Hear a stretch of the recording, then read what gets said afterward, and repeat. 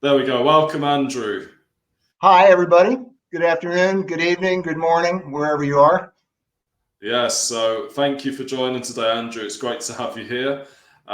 So we've got plenty to talk about. Do you want to start off by telling us about your background, where you studied, and your biggest influences and teachers?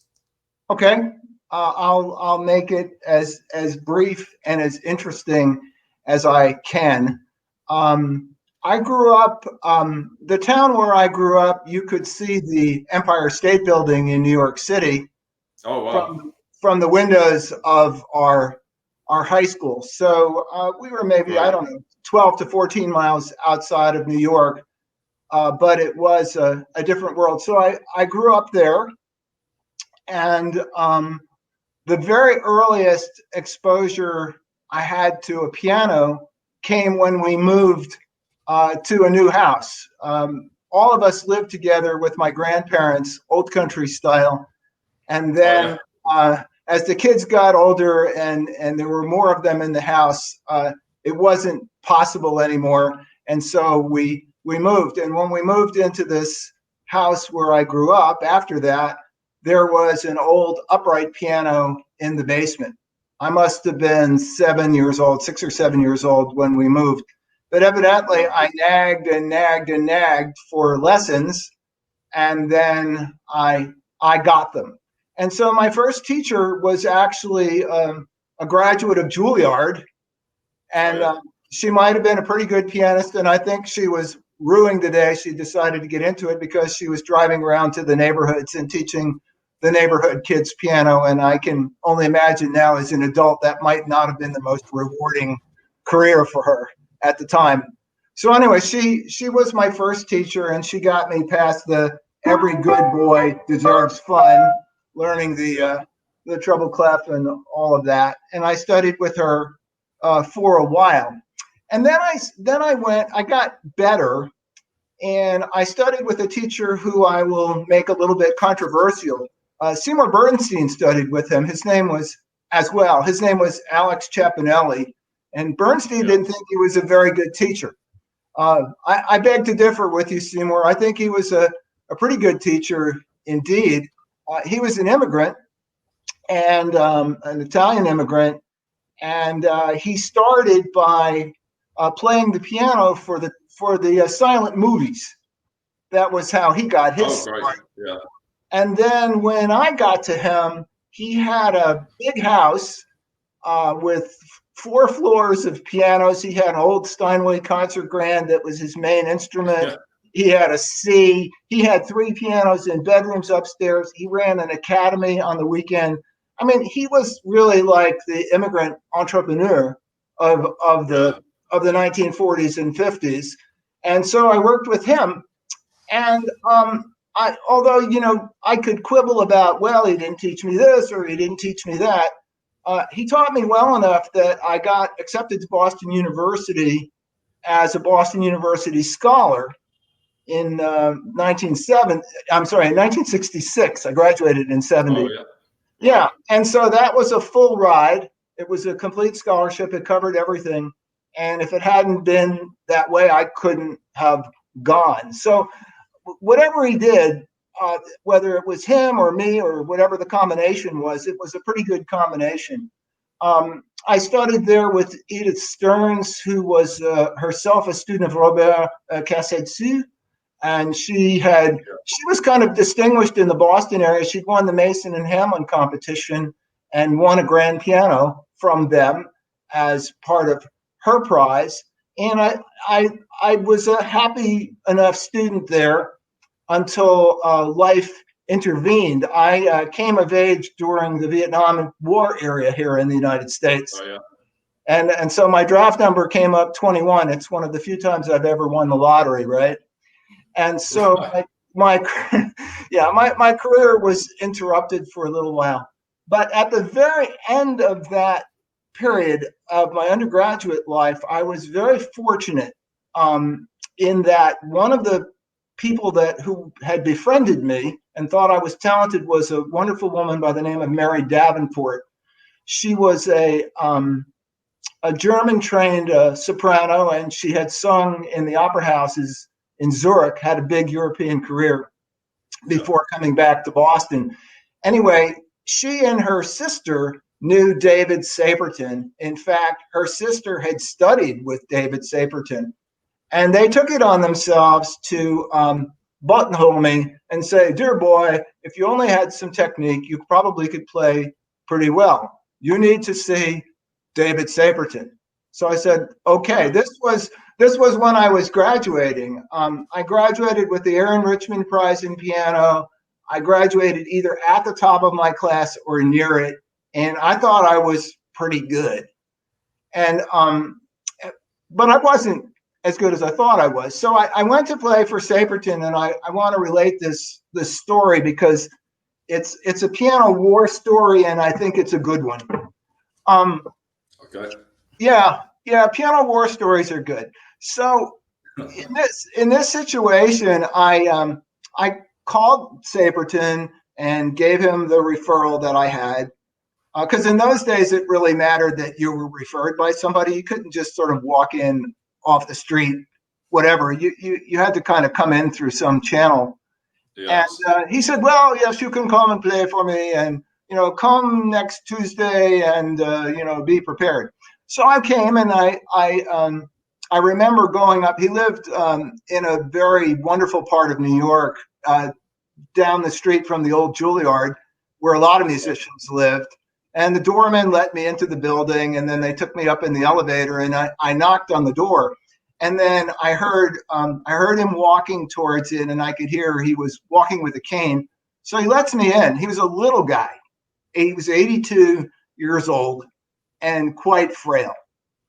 And I thought, well, this is going to be interesting. So I walk in, and then I start to see it was going to be very interesting because he had framed pictures of himself with Rachmaninoff and with Rubinstein. They were smoking cigars together and stuff. Yeah, so he had those pictures. And then he brought me into his studio. The studio was amazing because it was in a flat in New York, and it had two Bs side by side, like Peter had in London, right? Two Steinways. Right. So he had two New York Steinways sitting in there. So anyway, so he sat himself down in this chair and said, "Play." So I played, and I played Les Adieux Sonata, and I played some Bach. I was kind of academic in those days. I played some Beethoven, I played some Bach. I played stuff right out of the canon because that was really all I knew. And then came his reaction, which I will never forget. He said, "Well, it's not bad, but let me show you." And so he sat down at the other piano, and he played back to me. And I've never, even with Peter, who I think is the other real genius that I've met in my time, right? I mean, he was an incredible genius. Saperton was also an incredible genius. So what he did was he played back to me, and he copied everything about my playing. I mean, he copied the way it sounded. He copied the way I used my hands. It was like I was listening to myself. And then he played the way that he could play. And so my ego suffered a terrible death. Right. At that moment, I was just I was overwhelmed by how different it was what he did with what I had brought to him, and really how much better it was. I mean, it was a truly humbling experience. And I've played for lots of people. I mean, I've played for Fleischer, who was a great genius and a great pianist. And, Leon was somebody that could make me forget my own interpretation of something. I studied Opus 110 Beethoven with him, and I kind of trashed my thoughts and kind of went with what he suggested with that. But he wasn't, he didn't do quite what Saperton did. What Saperton did was amazing. And so anyway, at that point, I worked with David Saperton, and I had a number of lessons with him. and he worked on something that he called recasting the technique. And basically, he took my finger independent, finger centric kind of harpsichord on the piano technique, which I had been taught, and then he freed up the weight. And I remember the first lesson, all that we did was practice. He would lift my arm and say, drop. And he would say, no, you're holding. You're holding. You're holding. And we did that. We did that for close to an hour. So I think I paid $50 for dropping my arm for an hour. And of course, my parents, who are musical muggles, if you were, they were musical muggles. They were like, this guy's cheating you. He's taking your money. I said, no. This is the secret sauce. This is going to make the difference. And then sadly, so this was 1970. I was waiting for orders to go in the Army. And I didn't know when I was going to have to go. I'd been sworn in. And I came back after one of my lessons a week later, and instead of David Saperton answering the door, it was his son. And he had died David had died that week. And, I was devastated. So anyway, that he was probably the major influence on me for many years. And I took what he taught me, kind of like, Peter and I only compare myself with him in this way. Peter and I are kind of like wildflowers as opposed to hothouse flowers. Peter, if you remember, was completely self-taught. Yes. At the beginning, right? He was completely self-taught. Now, he was much more of a prodigy and probably, 100 times more talented than I was. But in that respect, I was somewhat self-taught because I took what Saperton gave me and I worked with that, and I turned that into a working technique and a career for a while. And then there were other people that were influences. I worked with Ward Devaney at Yale, and that was an interesting experience as well. Ward was one of these people that was an absolute fusspot about every jot and tittle in the score. So there was no way you could survive playing without playing everything. And so, that was very good for me because it kind of gave me good table manners at the instrument. The next one who was really extraordinary was a man by the name of Bela Borsamenji Nagy. Bela Nagy was, obviously he was Hungarian, and he had the Liszt chair at the Academy in Budapest. And then, like Peter Feuchtwanger's family, when the Nazis came, he took off, and he wound up in Montreal, and then eventually made his way to Boston, where he worked pretty much for the rest of his life. Nagy was an extraordinary musician, and he taught me. I don't know if people are familiar. This is kind of an inside baseball thing, but if there are any musicians and pianists listening, Moritz Rosenthal was one of Liszt's students. You can see him, right? You can see him in a photograph with Liszt and the other guys. And I think what's her name, Clara Schumann was there, right, too, right? So anyway, there are photographs of Rosenthal with Liszt, which are kind of extraordinary. So Rosenthal's wrote a whole bunch of papers in German, and some guys at Indiana University translated them about, 10 years ago, 10, 12 years ago. You can look it up if you're interested. You can Google that if you're interested in it.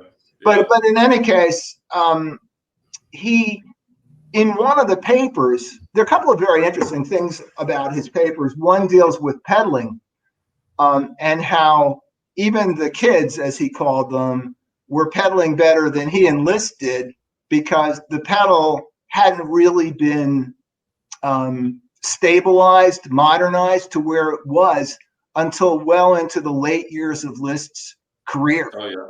Right? So he wrote about that. But anyway, he also wrote about playing in the grand manner. and Naj had the grand manner down. So that was something that I learned from him. I worked on the list. I worked on the Liszt Sonata with him. It was it was an amazing experience. It was really great doing that. And then, of course, in the I Am Jealous of Another Person's Talent list goes that Naj had a true eidetic memory. And there are stories of him learning a recital on the train on the way somewhere. And they're true. I heard him do a concert like that. It was really interesting because it sounded like he was reading it, but he didn't have the score in front of it. It was like it wasn't completely baked, if you know what I mean, from living with the music and working on it for a long time. But it was one of the best readings that you would ever want to hear. But he didn't need the score to be able to do that. All right, so those were the early influences. I left the music business in a bit of despair in '80, and I worked in the computer business as a programmer and a software engineer and a project manager and all sorts of things. I worked in that for over 20 years, and during that time, I didn't do hardly any playing. And when my wife and I adopted our son, that finished it. It was like a year, maybe I'd play 1 or 2 hours a year. And that was it. So anyway, after 9/11, my business, which had been doing extremely well, thanks, Annette. That's a good comment. I really appreciate that. Anyway, after 9/11, I had been doing very well in the computer business. We're talking 6 figures American money. And 9/11 came, and I was working at a major client that day, and they said, a plane just crashed into the World Trade Center. Yes. And I thought, well, some idiot has flown their Piper Cub into the World Trade Center or something. They got too close in their little private plane. It never would have dawned on me that somebody would have flown, a jetliner into the World Trade Center on purpose. And my wife and son and I had been at the World Trade Center like maybe 2 months earlier. So we still have pictures of ourselves taken at top of the world. Yeah, wow. Right. So that's really, we could have been there the day the plane hit, but thank God we weren't. It's sad because, I went to New York recently, and I went there after all of that, so it's totally different now. Oh yeah. Oh well, yeah. The World Trade Center was an amazing site. Yeah. So we had been in that area. We went to Chinatown and we were touristing, and I said, we're here in New York. We really should go up and see. And you could see that we were actually above the height of some of the small planes that were going by on the Hudson. So anyway, so that's what I thought. Well, anyway, it wasn't. And skipping fast forward, I went from being very successful with my own consulting business in the computer business to having no business at all, because either my clients were out of business or they worked for big companies and they were fired. And in general, there was a big upheaval. And so I came back somewhat unwillingly to the piano, which had broken my heart once. And so I said, okay, what the heck? I'll go back to it. And so I practiced for a year. I could play for like 5 minutes at a time. And then I would get really tired. I didn't have any stamina at all. And so I practiced for a year, and then I came out as a collaborative pianist and went on with that. And that went on for about, 7 or 8 years. And then that would have been 2003. So I'm not sure how I found this, but because of my work in the computer business, I was kind of a big lurker on online bulletin boards and chat groups and whatnot. You wouldn't remember this, but there was a time before, Andresen invented the browser, that there was an internet, but it was text only. and it was very slow, and it was at the end of a modem, and you had to be kind of a tech weenie to bother with it. Well, I was one of those people, and I used to use email when I was inside the IBM company for one place that I worked. So yeah. So somehow or other, I stumbled on this. It was one of those destiny things where I stumbled on this thing about Peter Feuchtwanger's book. Yes. And so I wrote Stefan, and I said, so Stefan, I took German in college, and I could probably carry on a brief conversation with a 4-year-old, but I don't think I can, right? Daniel, you've been in Germany, right? So we can get around, but it's not a pretty thing. So, and being English and American, we tend not to speak any language other than English or American in my case, right? So anyway, of course, unless you travel outside Europe, then you won't really bother, I think. Really. Right. So yeah, I mean, and since you're married to a woman in Brazil, you better know some Portuguese. So anyway, right. So I wrote him and I said, well, I'm interested in this, but it's in German. He said, don't worry, they also have the DVD in English. And I said, good. And he said, you should come to a masterclass. So I thought, really? I don't know. That's got to cost like $1 bazillion.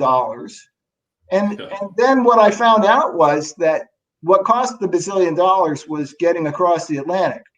But once you were in Germany, the price for the master classes was insanely low compared to what people paid in the United States for similar kinds of things.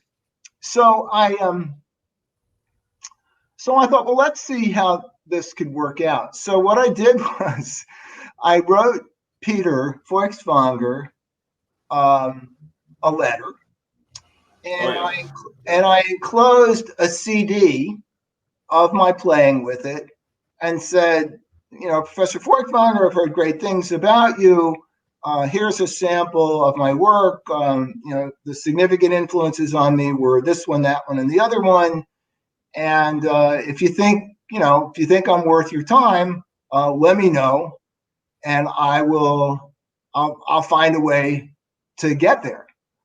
And so, indeed, it was really interesting to me because we were out. My son was maybe 4 or 5 then, and we were out. He was eating his usual grilled cheese sandwich, or maybe it was chicken fingers. I don't remember which, but we were out at a kid-friendly place, and my phone rang, and I noticed that it was a different country code. And I said, that was before all the scams and whatnots of today. This was close to 10, 12 years ago anyway. And so it was Peter Feuchtwanger. And he talked to me, and he said he really liked my playing, and when was I coming? So that's how I wound up going to Hude in northern Germany. For those that don't know where Hude is, the nearest big place is Bremen, and then it's a trade ride from the station in Bremen to Hude, and then you wind up dropped off in the middle of a field somewhere, literally. Yeah, right? that's where we met in 2012 at the masterclass as well. Yes. Right. So I got myself, I dusted off my high school German and my college German, and I took myself to Hude, and I walked in, and I walked into this class. Now, mind you, this is the guy that had been out of the piano world for 20 years. I hadn't played. I mean, I played the last master class I played in was in '75 in Leon Fleischer's class in DC at American University. I played a Beethoven sonata for him, which he liked. So I was thrilled. But anyway, it had been a good while since I'd played in front of people that knew about playing the piano and could potentially be critical. So needless to say, I was a little uneasy. And I'm jet lagged. So I get in there, I walk in, I put my suitcases down, and he says, "Oh, Andy, it's good. You made it."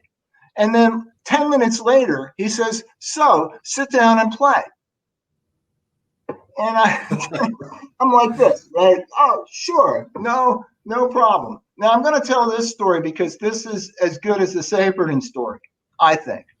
Yeah. So I sit at the piano and I collect my thoughts. I mean, I don't know about the rest of you who are musicians, but when I play, I sit down and the music starts running in my head first, and then I start playing, right? I don't just sit down and like it's there. It takes me a couple seconds to a minute, whatever, to gather my wits and get to it. Meanwhile, there's all these European, who knows how good pianists sitting there, and they're like this, right? Like the jury. And I'm like, oh, okay, this is going to be this will be interesting to do. So I get ready to play. And literally, as I'm putting my hands on the first note, Peter says, "Oh, you're sitting too high. Could you lower the bench?" And one of the things that Saperton had taught me was to sit high. He was a high sitter, elbows out, hold the tennis ball kind of pianist. And all I can say is, in his hands, it worked really well. Remember, this is the guy that recorded all of the Godowsky transcriptions of the Chopin etudes and all the Chopin etudes twice, and both are remarkable. Both are remarkable recordings that have stood the test of time. So it's not like he couldn't play; he really could play. So with him, it was always the hand should be like this, and I should sit high and my elbows out. Remember, Godowsky was kind of a stout guy. He was like a fire hydrant, and that was his father-in-law. Saperton himself was a stout guy, and I wasn't particularly thin. I wasn't real stout, but anyway. So I sat down in that position, and Peter looked at that and said, "No, I'm not even going to let him start." So we went through one adjustment, and I got myself settled again, and I started to play, and he said, "It's still too high." This went on 3 times. Okay? Right. Yeah. All right. So the clock is ticking. My heart is going like this. At this point, it's like, can I remember why I'm here and what I'm supposed to be doing? And so I'm thinking, okay, I'm ready to play. And on the 4th try, then he says, "Oh, and you're too close."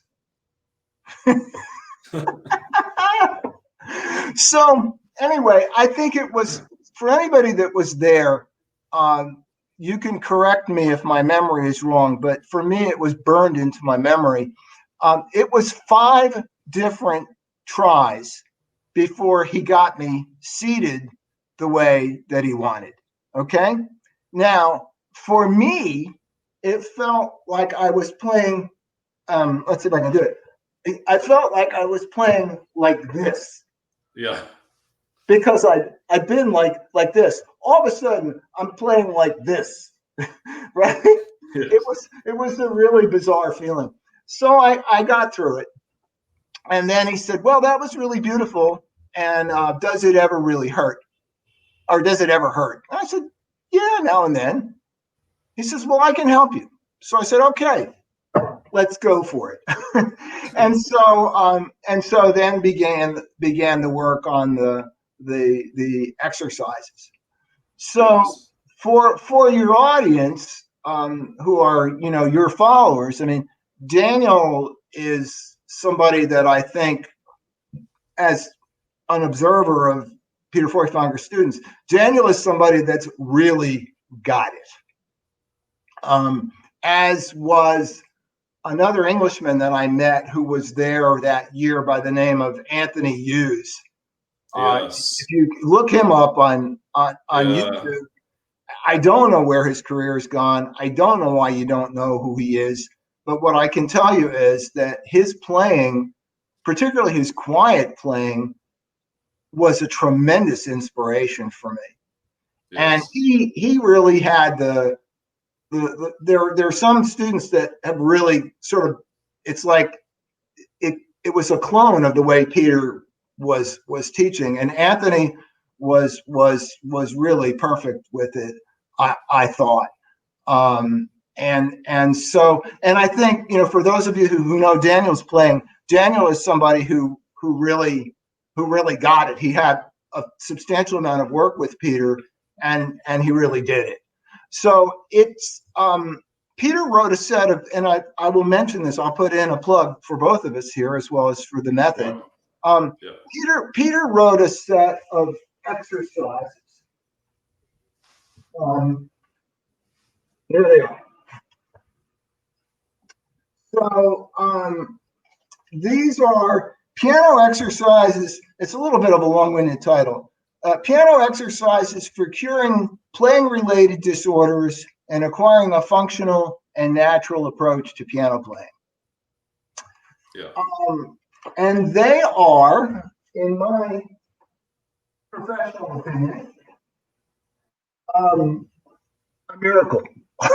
I don't know another word for it. They're kind of like, if any of you do Qigong or Tai Chi, they're kind of like, or even some of the martial arts, the katas, they are kind of like a Qigong set, where you go through 18 postures and you coordinate your breathing a certain way and you coordinate your movement a certain way and whatnot. So the thing about these exercises is, I mean, lots of people have done like exercises like, right? I mean, we've done those things, and that kind of stuff we've done until it comes out of our ears and fingers. That's Hannon that I was quoting. But these exercises are not that sort of thing. What Peter did, and he's a true genius for this, was he took the micro movements, the small movements that go into playing the large things, and he isolated them and put them into, whether he did it himself or he did it with Stefan and Manfred. These are students of his that actually got him to sit down and documented this work so that we have it. I don't know that anybody knows the full story except them, and they ain't telling. But in any case, these are exercises that when you do them, I would say it's similar to the way that babies say different sounds, ba ba, goo goo, ah ah, blah blah, whatever. There are all these sounds that they make, and those are on the way to making language, but they are not language themselves. Am I making sense, Daniel? Yes, yeah. Right? And so when you work on those things, and you work on them slowly and carefully, they become part of your physical vocabulary. I don't know the right word to use, but they become wired into your nervous system. Yes, and ultimately they transform the way that you play. And that's what happened with me. So I followed Peter around Germany for 2 weeks that summer of 2009. I was in Hoodoo with him. I was in Hamm. And then finally in Berlingen. And I got about as much as anybody could get in that amount of time. And then I went home and I decided I was going to do nothing but practice the exercises for a couple of months and think about how to integrate it into my technique, right? Yes, yeah. Right? Okay, so I got home on Saturday. On Sunday, I got a call from a soprano in distress. And their pianist had quit, and could I accompany the marriage of Figaro? So there was some money involved, right? So I said, well, yeah, when? And she said, next Sunday. So out the window went my just the working on the exercises thing that week. Yeah. But soon after that, that's pretty much what I did. And then I guess it must have been about 3 months later, I was playing Reflections in the Water. My French is abysmal, so I won't torture you with my accent. So I was playing the Debussy Reflections from the first book of Images, right? And all of a sudden, something clicked, and I got a sound. I mean, I played these pieces for years and successfully, but I got a sound in them that I'd never gotten before. And I called my wife in, who's not a pianist, but puts up with me and has a good ear for music, and said, "So, honey, what do you think?" And she said, "It's different. I like it." So it's different. I like it. It's better. So I said, okay, all right, good. So I worked with that. I worked with that for several years. And then side story, I'm a prostate cancer survivor. Men don't usually talk about illnesses, but I will talk about that because it's something if it's been in your family and you're a guy, please take care of yourself. If it's been in your family and you're the mother of a guy or you're married to one, make sure that your guy gets checked because it can kill you. In my case, it didn't. So in any case, I was diagnosed with prostate cancer, and I decided to get a kind of treatment called proton beam radiation. And that required me to be in another city for 9 weeks, 5 days a week. That's 45 treatments plus a little bit, right? So I went to this place called Hampton University Proton Therapy Institute. And Hampton University is a standalone, a primarily African-American liberal arts institution, but they had a music department. So I thought, well, gosh, I'm going to be away from home for 9 weeks. I have got to find a piano. So I went down there and I got out my violin and I told my story. And they said, well, yeah, because I thought maybe they'd let me use one of the practice rooms or something. So they gave me a studio. And while I was there, I learned rock too. So that was my prostate cancer piece. Okay.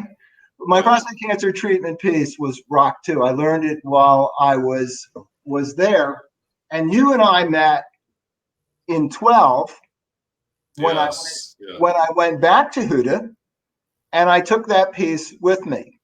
And I remember the reaction of my German friends that were sitting there like this in 2009, and they looked at me and they said, "Wow, your playing's really better. What happened?" And I said, "Well, I'm not a dunce, I just."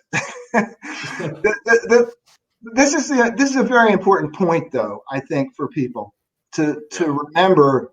As for those of you that are pianists, if you're thinking about something like learning the Feuchtwanger technique, it requires that you surrender your current working technique and rebuild it from the ground up. Yes. And that's a big deal. And it doesn't happen instantly. It takes some time. And in my case, I guess it must have taken a year. And then when I went back, I played again. And Peter really liked my playing. And I will take to my grave this compliment, Daniel. After you might remember this, we played the second movement, and his only comment was, "Go on. Go on." And I thought, well, heck, either he hates it and there's nothing that he liked about it, or he likes it and it's like, okay, go on. Let's see what we can do. Let's see what we can do with the third movement. So I'm taking that as he really liked it. And there wasn't really, I mean, he could have fiddled with my idea about this, that, or the other thing in it. But basically, he really liked what I did. And it was like, right, it was like, go on. I don't have anything to tell you. and that was tremendously validating. There were a few technical things that we covered dealing with the elliptical movement and Yes, I whatnot. remember that in the first movement when you've got all those arpeggios. I remember he did just some small things with Right, those. because that Yeah, was like a detail that I didn't get the first yeah, time around. But I got about 90% of it the first time out of the gate. And then it was like the time in 12 was the end of it.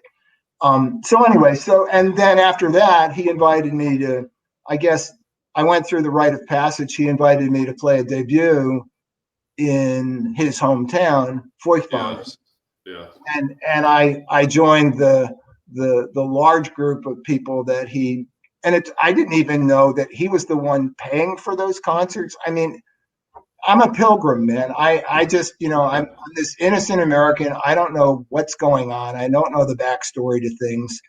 And I just kind of stumble around, like Forrest Gump sometimes. And I feel like it. I really feel like, I'm like Forrest Gump sometimes, where I don't know. So he did sponsor me, and I did play there, and I got a nice review. And so yes, that's where I am. I'm done studying piano with people. Um, I might play something for somebody who has expertise in a particular type of music. For yes, example, I played a wonderful piece by Guastavino called Romanza de Santa Fe. It's I call it the Argentine Rhapsody in Blue. It's a very oh similar yeah, kind of piece in that it yes, combines popular elements, some dance elements, nationalistic things with the classical style. And by the way, Guastavino was a better writer for the piano than Gershwin. He was a really yeah, good composer, and he's not played nearly as much as I think he should be. But in any case, when I learned the Guastavino, I got some time with one of the Argentine guys who had recorded it, yeah, and got a little counseling on it, because there, particularly with nationalistic music, or particularly with music of certain styles, there may be things that I don't know about that would be, things that I just should know if I'm going yes, to play them. I mean, for example, I don't know if you play them, but I don't, because I'm not comfortable that I know enough about it. And that's the Chopin Mazurkas. Those are, right, those are supposed to be the easy peasy Chopin pieces, except that people have written doctoral dissertations on how you're supposed to handle the different kinds of rubato, right? yes, yeah, yeah, So is it this kind of mazurka? Is it like a drag the foot mazurka? Or is it a stamp the foot mazurka? Or, is it a jump up and down mazurka? And I just, there are people that, God bless them. There are people that when they listen, they go, well, you really didn't understand that it was a slip the foot sideways mazurka, and so you should have delayed the second beat by, this amount versus what you did. And I don't enjoy that, any of it. right, And so I kind of avoid that repertoire, um, and play other things. But yeah, were I to get involved in playing it, I would want to book some time with somebody who was expert. And from what I understand, Peter was very expert at that. And yes, definitely, right, and yeah, some of his students, William in Germany, the Englishman William in Germany comes oh to mind, yeah, yeah. right, as somebody, William Cuthbertson. Sorry, Yes, I think he might be watching this as well. don't know, but anyway, hello William. Hello William, if you're watching, a plug for you. If you're not, I mean, William is somebody that's carried on the tradition of Peter's master classes, Yes. I believe that he and I are playing lockdown music, and I heard him play a mazurka, and I thought, God, William, I need to get a lesson with you sometime because it sounds like you really got this. So it could be that he's done the research himself. It could be that he learned it from Peter or whatever. Okay, so that's the very long-winded version of my checkered background. Where do you want to go from here? Right. Well, I know you've got some music to play for us, so would you like to do that now? Yeah, let me catch my breath, and I'm going to have to. Maybe you can, fill for a second here. Yes. So I've invited Andrew to play a short piece, and this is, I believe, it's a transcription by the late Earl Wild, the great American pianist. It is. And this is a version of Gershwin's song "Embraceable You." And recently, Andrew actually made a video of himself playing this as part of a monthly project that he'll talk more about after he plays. So in a moment, I'll bring Andrew on to full screen so you can see him playing at his lovely, is it a Steinway you've got there as well? This is a Steiner. We can talk about that. It's Yeah. It's not quite the same, but very similar. Okay. Right. So I'll bring you on and hope everyone enjoys this. All right. So this is Earl Wild's transcription of Embraceable You.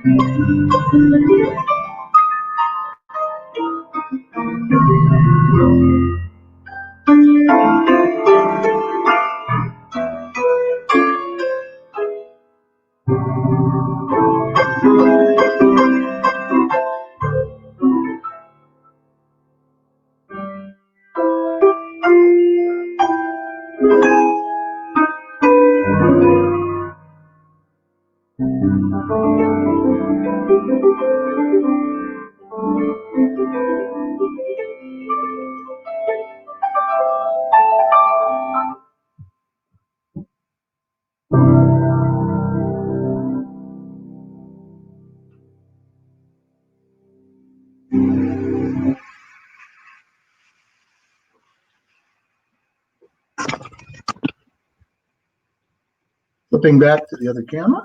Thank you, Andrew. That was lovely. Okay. I'm coming. It's a really nice piece, I think.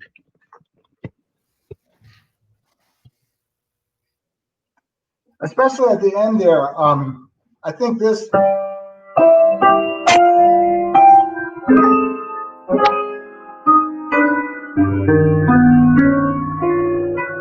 So blue.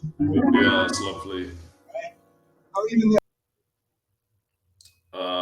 Oh, your picture's gone. that's Everybody will just deal with this slight technical together. glitch. Okay.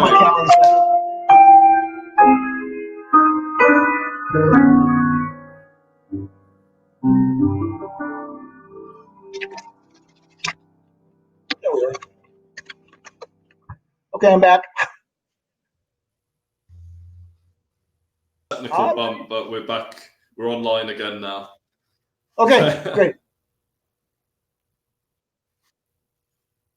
Great. So yeah, I want to say hello to a few people in the comments. So we have Annette here, someone who's been following me a while from Scotland in the UK. And we got, I think my mother, Jane Roberts, was here a while ago. She might be asleep now because it's late there. And then we've got Rob Foster from London as well. So welcome everybody. Welcome everybody who's on the replay as well. Thanks for joining us later. So I wanted to talk to you about the album that you recorded. Was that in 2012, 2011 as well? Right, it was around the time we met, wasn't it? It was around that time, yes. Yes. Are you hearing me? So you recorded a... Yes, I can hear you. Sorry. Can you hear me? Yes. Hear you 5x5. Yeah. Go ahead. Yeah, so you recorded an album that's mainly romantic music and a few transcriptions similar to the one you just played as well, right? Yes. Actually, in that one, okay, yes. So I called that, and by the way, plug, it's still available on Yes. On Amazon as a download. Yes. Yeah. As a download, and it's called. I have a couple things on Amazon that might be interesting to people. I recorded a set of pieces called "Music from the Golden Age of the Piano," and basically that was in memory of and in honor of David Saperton. And in fact, one of the pieces that I recorded on that, it was a CD. Boy, this is really a long time ago, right? One of the pieces I recorded on that CD was his transcription of the of Bess, Bess, You Is My Woman Now. Oh yes, yeah. And that is a very, very, very good piece. There are a couple pieces of his that I play. One is that, and then there was another piece that he wrote called Zephyr, Zephyr, and oh yeah, right, and it's a very beautiful piece. He didn't write a lot, but they were very skillfully done. There's a piece by I don't know how many people would have heard of this pianist, but there's a pianist by the name of Grant Johannesson, who was an American pianist and a Mormon. Okay, and one of the Mormons have their own hymnal, and when they went across the United States in their covered wagons, I mean, it's a crazy story, right?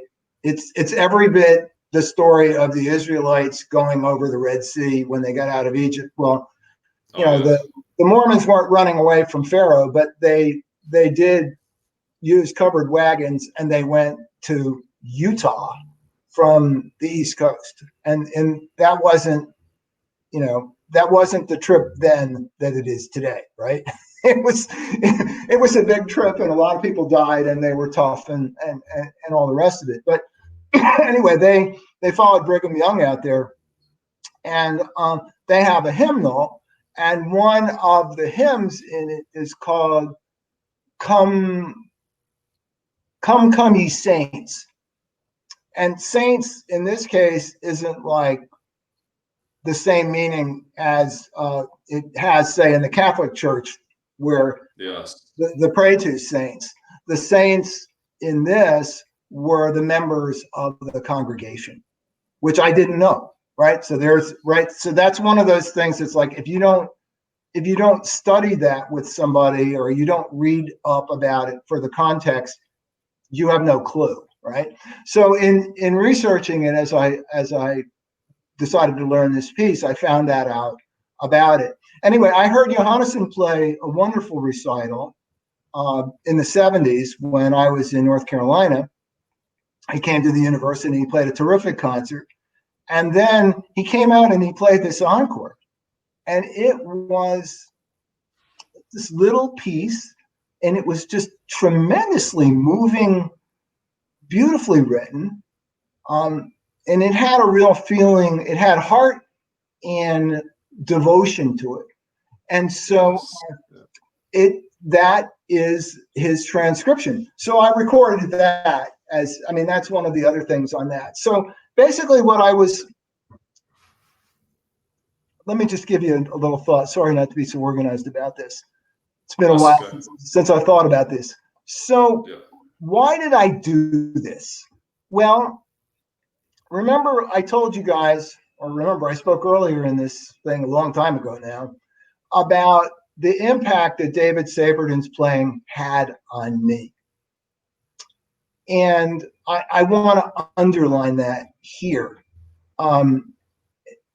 As a kid, when I studied with this guy, Chopinelli, again, the guy that Seymour Bernstein thought wasn't all that good, Chopinelli made a point of us going to hear the best pianists when they came to the Mosque Theater in Newark, New Jersey.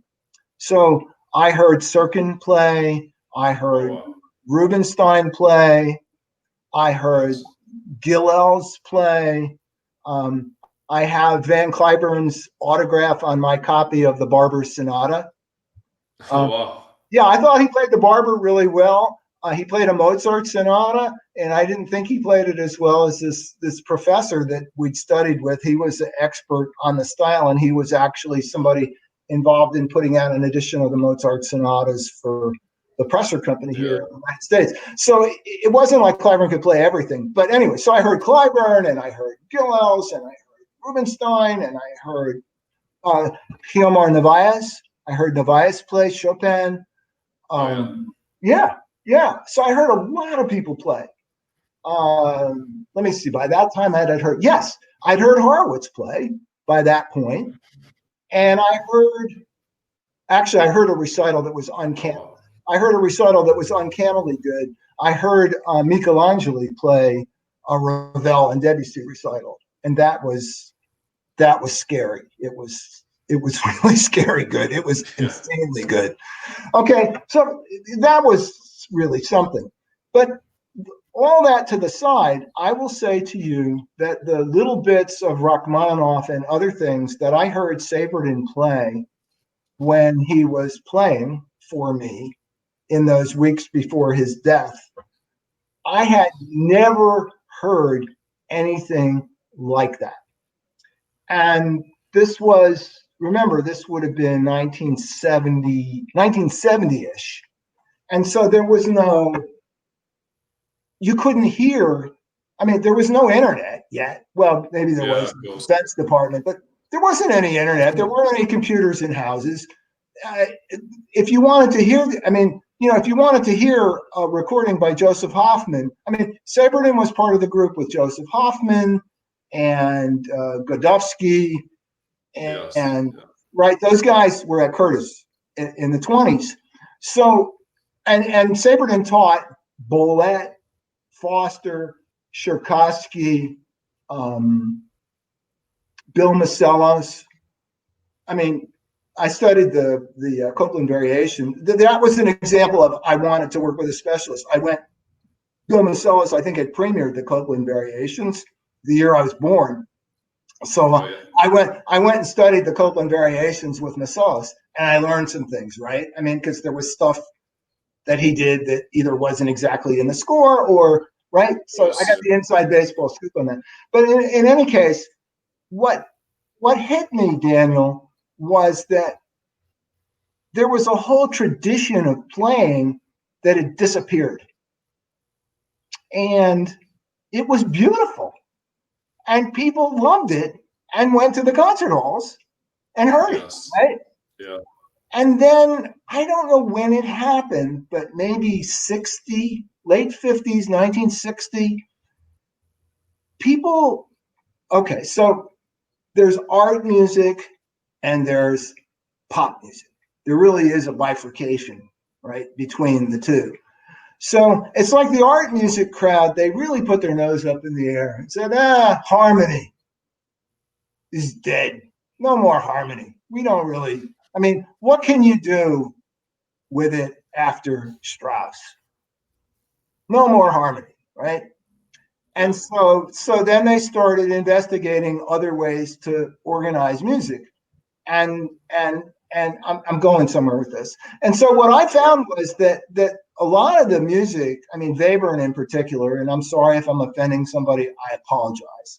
But let me just say that Webern titillates my brain, but when I listen to it, I can't always make sense out of it. It makes sense on paper to me, but when I hear it, it's chaos. I don't think that Bartok's music, some of Bartok's music, for example, even the Piano Sonata, right? I don't think that will ever be an easy piece to listen to. It's challenging, right? You can't just sit there and let that like roll over you. It takes a different kind of listening. So anyway, between that thread, which was we're interested in new ways of organizing music, because the old stuff like this is boring. Yeah. What else can you do, right? Yeah. What else can we possibly? Oh well. I don't know. We do a couple more things, but ultimately it's boring. So we're going to find another way that we can do it. And so they did. They found ways to organize it that work really well that people can't understand when they listen. And then the other thread that was going on at the same time was in academia, which is where people were being trained. There was what I call, I don't have the right word for it, but I call it the Urtext school of playing. You know what I'm referring to, Daniel? Does it have any resonance for you? The authentic school. Right. Yes. Yeah. So let us play authentically. There's no rubato. You play exactly what's in the score. Well, yes, that's kind of crazy because with few exceptions, let's say up through Brahms, the people that were playing the music were the people that were writing it, and they were changing things, even at the time of the performance. Now, Brahms is different. I think Brahms is really interesting, right? Brahms, you know the story about how Brahms burned all his unpublished manuscripts? Have you heard that? Yeah. Yes. Yeah. So Brahms was like, look, what I put on the page, I mean it. I want you to play what I put on the page. I don't care what I was thinking like 5 years ago when I first wrote it down, because I burned that, because I don't want you to think about it. I only want you to look at what I've written. So anyway, so there's this sort of Urtext school of playing. It was very straight up and very sort of academic. And I think we did a phenomenally good job of emptying the concert hall. People just stopped coming. Programming became very conservative. I mean, think about it. If you're going to program an orchestra piece, it costs a lot of money to do that. And so you can't really do something by Daniel Roberts, right? Because nobody knows who Daniel Roberts is as an orchestra composer. So maybe if you win a competition, then they know a little bit about you and maybe you'll get some play. So there's this, there was sort of a top 40s approach, and then there was the academic approach. And so a whole way of playing had been lost. And so when I heard it, I went, oh my God, this is beautiful music, beautiful music making. And I want to play like this, because I don't care whether I'm in fashion or out of fashion anymore. I just think this is what's beautiful and what I want to do. And that's kind of what my approach was to the Wild piece that I just played. I like to, so that was what was behind the music from the golden age of the piano. I have one other recording that people might find interesting, particularly your English friends. Benjamin Britten, right? You're familiar with. So when you think of Benjamin Britten, what do you think of first for his music? I'm firing that back at you.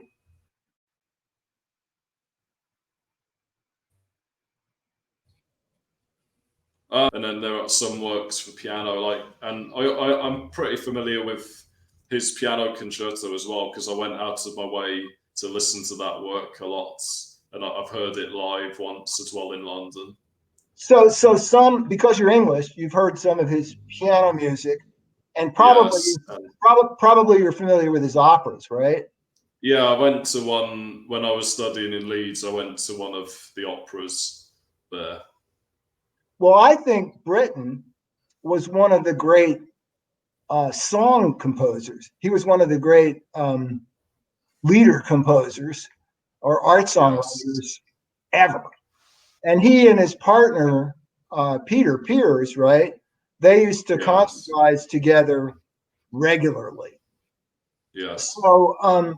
So one of the really cool pieces that he wrote when he was a young man was On This Island. I don't know if you know those pieces. They're very, very, very interesting pieces. The texts are really interesting. And so I learned them, and I did them with a soprano and a certificate, a performer certificate, a recital. And we caught that live.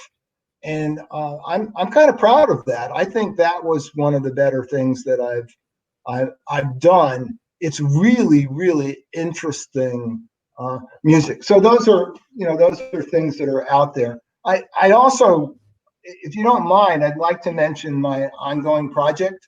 I know it's late. Yes. I don't know if people are even listening anymore, but maybe at some point they will. Yeah, I was going to get to that as well. The Respite project you've got going. So go ahead. Go ahead and introduce that if you would. Yeah, so I just before Andrew played, I mentioned that he's been doing a monthly project, isn't it? Recording a piece each month with a short story and backgrounds. So yeah, just tell us how that's been going and the kind of reception, and if it's resonated with people much as well. I hope it does. So actually, it's been a bit more than once a month. It started at once a week, and now it's like it's like every other week. Anyway, even before the coronavirus outbreak, things were getting, in my opinion, crazy in the world. And I would sit down in the morning with the New York Times, which is the closest thing to an objective source of news that we have in the United States. And I would read the Hello Veronica. I would read the Times and choke over my coffee and breakfast over what was going on and how crazy things were. And our political situation was heading for the dumper. And it was really getting to me. I am an artist, and despite the fact that I'm pretty tough, I've done a lot of things, and I've been in business, I've been in the computer business, I've been in the Army, the whole bit. Inside, underneath the armor, there beats a sensitive heart, and it was getting to me, right? I remember one day seeing some kid dead on page 1, and I couldn't eat. It was like, I can't.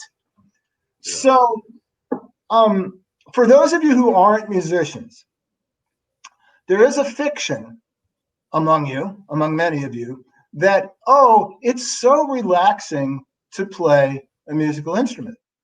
Well, that may be true if you're not performing for other people. I guarantee you that when you're performing for other people, it's more like doing brain surgery. You have to be 110% focused, and you're sensitive to every mistake that you've done.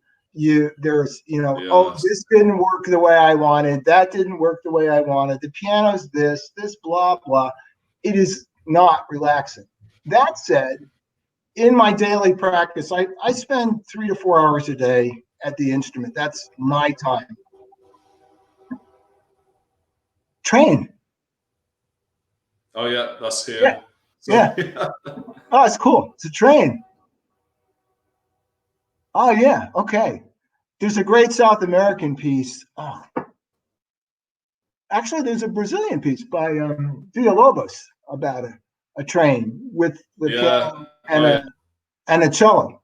That's a very cool piece to play. But anyway, so where was I? So I was going on about respite. Okay, so what happens is there are some pieces that when I play them, I feel good. My mind is taken off of my troubles. My mind is taken off of the world's troubles, and they're they engage me. And when I come out the other side, Yeah. I feel better, right? And so Yeah. yeah, and so I had this, it's like this. I had an epiphany. People can have epiphanies. It didn't stop in the Old Testament. We still have epiphanies if we're open to them. Yeah. So I had this epiphany, and I said, well, heck, if I like it, maybe somebody else will like it. So back in February, before the lockdown, I recorded my first piece in the Respite series, and I put it out there. And then I put out another and another and another, and I keep putting it out. And I finally sort of standardized on a format. Sometimes I'll do an overhead of the keys if there's anything really interesting to watch with my hands, but otherwise it's a shot similar to the one that we used earlier in the broadcast tonight.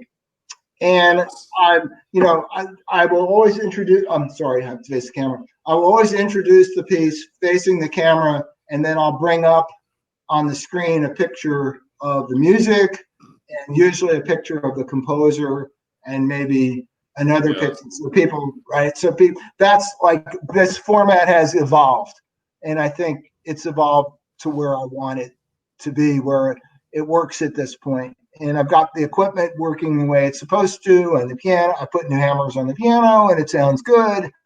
And so I am involved in doing that.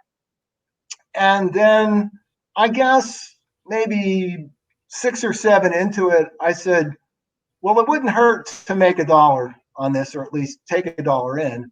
So I have added a PayPal.me button and a Venmo link. And so as people are moved, they have contributed, that's the wrong word. They have given me some recompense for the respite that I've been able to bring them. And I want to stress, I'm going to do this whether I get a nickel, $1, or $1,000, because I think it's something that I am called to do as a musician. Okay, this is my niche. I want to do. I've got 2 things I'm working on. This is one, and I want to grow this to the point where it's a nice long concert, maybe an hour and a half with a break. And God willing, if I'm still vertical when we have a vaccine and the world gets back on its feet and I can play this in public, I hope to be able to play it a number of places. So it will be a mix of pieces that make you feel good. And some are very well-known pieces like The Girl with the Flaxen Hair. People really love that. I hesitated to do that because so many people do it and they said, oh, we really like what you did with it, right? So you never know. And I did a Scriabin, one of the early Scriabin etudes that I think is very beautiful, a transcription by Gerald Moore of On die Musik. Oh yeah. Right. Yes. And I also, as an American, I do what I can to play American music. So this Earl Wild music is music by an American. I've done 2 Earl Wild pieces in this series. The first was a transcription of a piece by Marcello, an Oh adagio yeah. by Marcello, which was written Yes.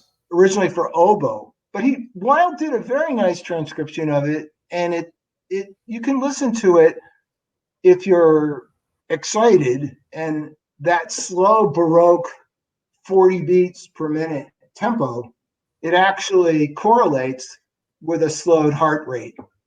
And Yes. your breathing will slow down, and you will calm down if you let yourself, and you will feel better. So that's what respite is about. So I do what I can to play American music, and then I also um, I'm I don't know that I would call myself a feminist, because I'm kind of post-feminist in my thinking.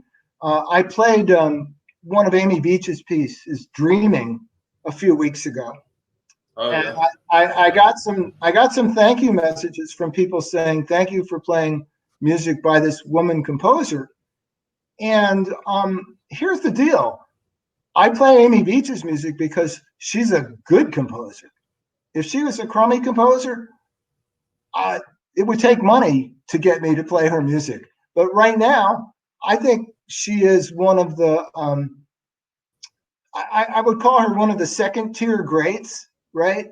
I don't know that she's a first tier great, but in the second tier, there's an awful lot of, I mean, I put Grieg in that list, right? So sorry for my friends overseas there who might put it in the first list, okay? So I'll avoid that controversy. Forget I said that. But in any case, Amy Beach is somebody that I think is worth hearing, and I play it. What else? So that's kind of that particular project. Um, Daniel, give me a second. I need to plug my computer back in. Okay. Yeah. So I don't know if you saw, but my video was cutting out a little bit, but it might just be on my end. Hopefully, for you watching live, you didn't see that, and then I'll edit those parts out as necessary for YouTube later on. So that's part of the fun of doing live streams, though, dealing Right. with the tech Well, challenges sometimes. I want to say, and I don't know how you feel about this, Daniel, but when we play publicly, playing Yes. publicly can be stressful, but it's not terribly stressful if it's not recorded. Then when you play publicly and somebody's running an audio recording, it ups it by a factor of 10. But the coolest and the worst of all is playing live video single take in public. So this is quite the experience to just for folks to know, to play out of the gate, no edits, Yes. no clips, nothing. If you want to prepare yourself for a competition, or you want to prepare yourself to play in public, do this sort of thing, because it combines, when we play for recording, it's like being under a microscope, right? And as opposed to when we're playing in public normally, it's really not. I mean, it's and we also have the audience reacting, hopefully in a positive way with us. So that's that. So Okay. the answer to your question is, it depends. Yes. There are times, and that's not a waffle answer. That's a real answer. There are times that I've played that Yeah. it didn't feel good, but it was okay. Yes.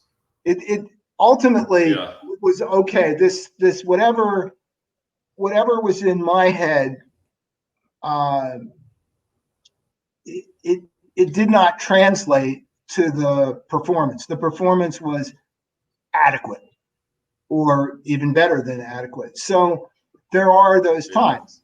And then there's other times when it's like, oops, oh well, and that's just, that's live performance. And maybe one of the things that we bring to that today is a rebirth of really live performance, that with all its imperfect perfection, uh, remember what Peter Feuchtwanger said. He said, and I take this one to my grave with me too. He said, I would rather hear a wrong note played beautifully than a correct note not. Remember that? You are frozen again. I'm sorry. I can hear what you're saying. I think the live stream is okay. Okay. I got most of that. Hold on. Okay.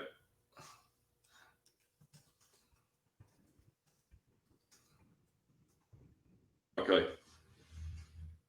I'm coming. Yes. Yeah.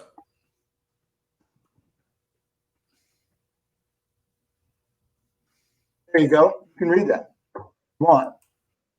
Yeah. So if you didn't catch that live, Peter Feuchtwanger would say a wrong note beautifully played is better than a right note that's not beautiful. And I love that saying, really. That's what Andrew was saying, if you didn't hear already.